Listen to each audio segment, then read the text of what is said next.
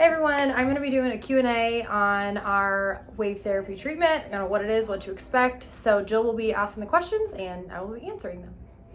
All right, what is wave? What does it do? Okay, so wave therapy is low intensity sound waves. It is basically used to create micro traumas in the penis to create healing. So this is one of the most successful erectile dysfunction treatments since the discovery of Viagra. And basically what we're trying to do is heal the problem and not just mask the symptoms. When you're using things like Viagra, Cialis, Levitra, you are just treating a symptom of an issue.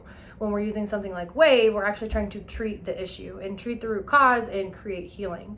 So what it's doing is it's telling your body like, hey, this area needs some attention. So your body then sends growth factors to the area to repair damaged vessels that are already existing. And then additionally, it will help create new vasculature and new sensitivity areas as well. So we're trying to get better vasculature for the penis. As we know, an erection is just good blood flow, and wave is going to help do that. So does that answer it fully? Yep. Okay, next. What's the brand we use? Okay, we use the eVive, the Eclipse eVive. One of the other medical equipment brands is Stores, which is common. We use the eVive, always have, I believe, and great success with this brand. And I'll go into focus first radial because I think I forgot that. Yeah. So one question patients are often going to ask is, what's the difference between focused wave and radial wave? It basically is, I wish I had a visual, but it's essentially how deep and wide the pulses are going when you apply the wand. So when the wand is applied on a radial wave, which is what we use, it's going to go a little bit shallower and wider, whereas a focused wave, which is often used in orthopedics for like hip and knee injury, shoulder, those are going to be a little bit deeper and narrower going into into the tissue. So we like radial, and it works great because one, it's more applicable for sensitive tissue. So the penis is one of the most sensitive areas on the human body, and of course you have to use a sensitive technology for that. Radial is going to get more tissue from a surface area perspective, and when we apply the pressure during the treatment, or the patient, if he's doing it himself, that is going to get the depth that we need, but the radial is going to provide more sound waves on more surface area per pulse. It's kind of a hard concept. I believe they go over that as well in the gains wave video, but it is something to know when patients call and they're like, you don't do focused, that's not good. I heard focus is better. We do radial. Radial works. It is great for the penis tissue, and it is a proven treatment that we have used for many years. So we do radial. That is the difference, basically just how deep and wide the sound waves are going to go, and you can definitely assure patients that radial is a great treatment option. Okay, next, who's a good candidate to do wave? Okay, so candidates for wave. Wave is not cheap, so we'll get into the cost too. It's not something, it's an investment in your health. And so I always, first and foremost, want patients to do wave that are ready to improve their health, their sexual wellness. I want the mental part to be there. If a guy is coming in who's had, severe ED for years and years and years, and they want wave to be just a single-handed fix, I would say they're probably not a great candidate. We really have to get the patient to buy into like, hey, this is a shift in your health. We want you doing other supplements in conjunction, which I'll get into that as well. But it's going to be someone who needs to get better erections, whether it be firmness or duration, or improved sensitivity. So wave therapy, as I mentioned, is going to create more vasculature. It's also going to help repair some of the nerves in that area as well.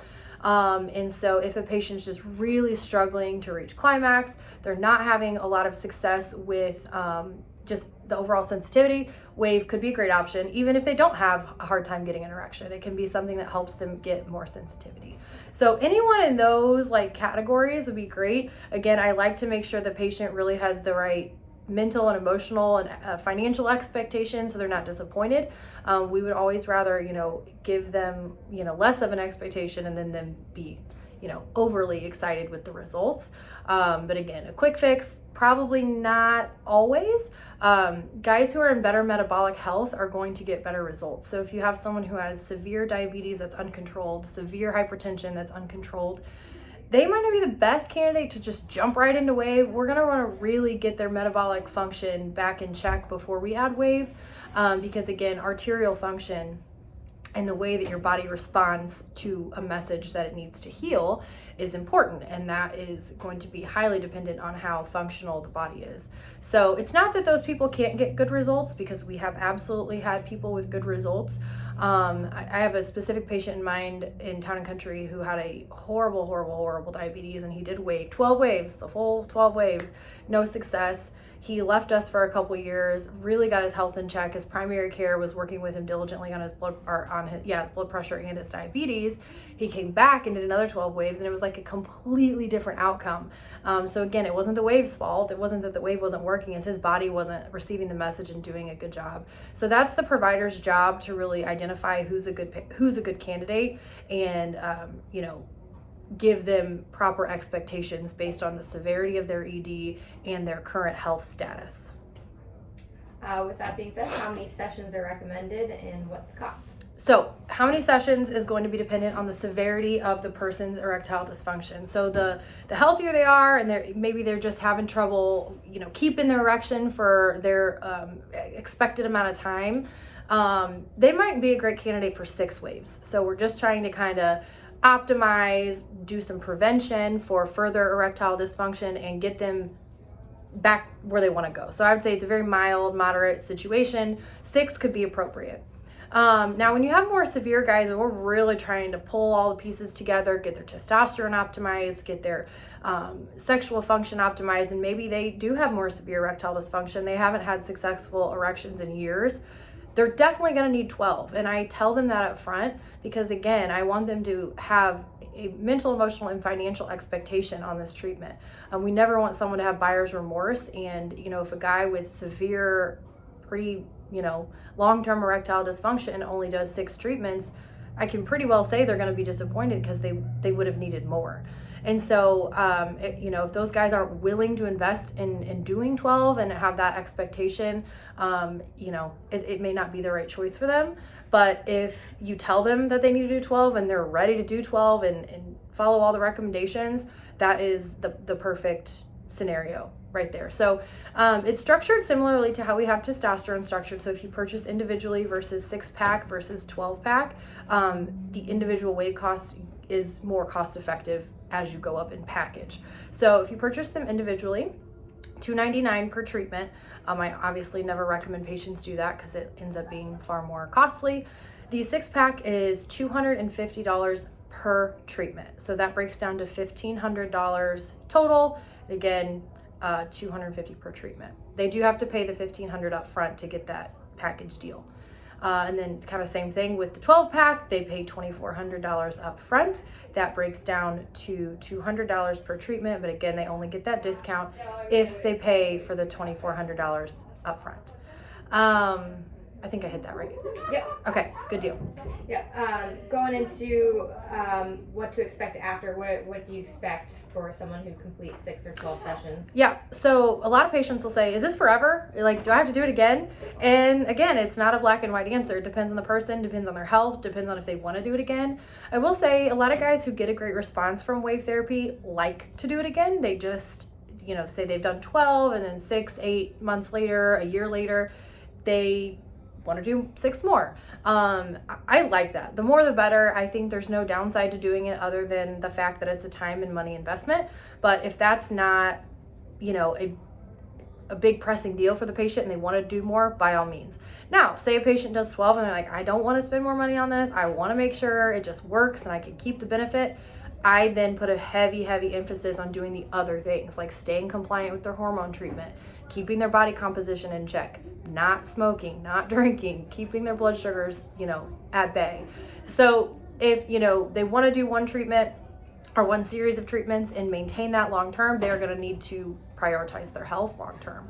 But we do typically expect, as far as like just straight up the erectile dysfunction benefit, That shim score that we do, we usually expect them to bump up 5 to 7 numbers, which is a big deal. You know, if someone's at 10 and then they end up at 17, you'll have to cross-reference the shim score sheet. But that's a big deal, going from pretty severe erectile dysfunction to just maybe mild erectile dysfunction. So that over the years has been kind of the expectation that they will move up an entire category on the shim questionnaire.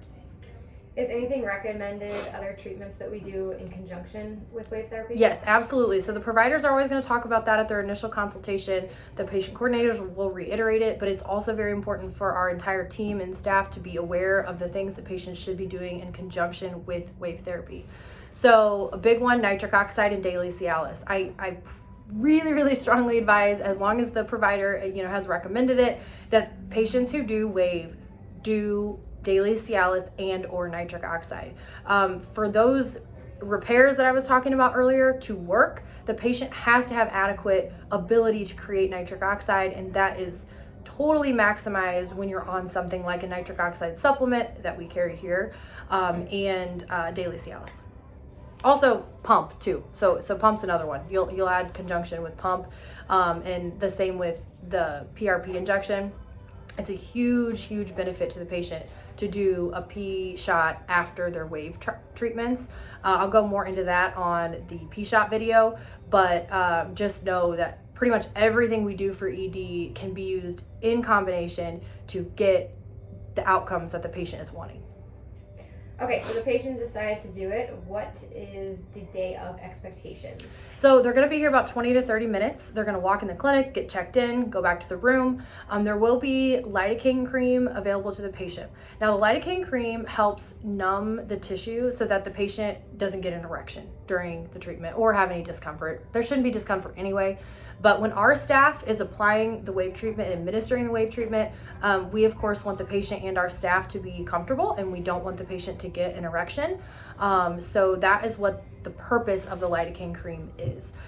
If our staff is administering the treatment, it is required that the patient wear lidocaine cream. There are no exceptions to that. If the patient does not want to wear lidocaine cream, a lot of them don't love it because it does last 4 to 6 hours, and so it's just a little weird. If that's the case, then they are welcome to do a self-administered wave. They can do self-administered anyway. We have a training video to show the patient, and that is a valid option. But if our staff is doing it, they'll wear the lidocaine cream. Once the lidocaine cream is applied, let's just assume the staff is administering the treatment.